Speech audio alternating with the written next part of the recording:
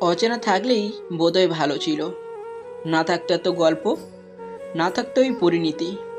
অন্তত হৃদয়ের আকাশটা ছিল শান্ত। হঠাৎ তুমি এলে, রঙিন করলে, তারপর সেই আলোয় ছায়া গেঁথে অন্ধকার বানালে। পরিচিত হলে, স্বপ্ন দেখালে, হাত ধরলে, বিশ্বাস আনলে, তারপর একদিন হুট করে পথ বদলালে। পূর্ণতার গল্প শুনিয়ে শূন্যতা দিলে, ভালোবাসার নাম করে প্রতারণা শিখালে। আজ বুঝি তুমি কখনোই আপন ছিলে না। শেষ একটা অস্থায়ী গল্প, যা শেষ হয় নীরবে, বিনা শব্দে। তুমি কি জানো, শূন্যতার ওজন সবচেয়ে বেশি হয়? এটা একবার হৃদয়ে বসলে কখনোই আর নামতে চায় না। আজও মাঝে মাঝে ভাবি, তুমি যদি কেবল অচেনা হতে, তাহলে অন্তত মনে এই গভীর শূন্যতা থাকতো না। ভালো থাকতাম, হয়তো সত্যিই ভালো থাকতাম।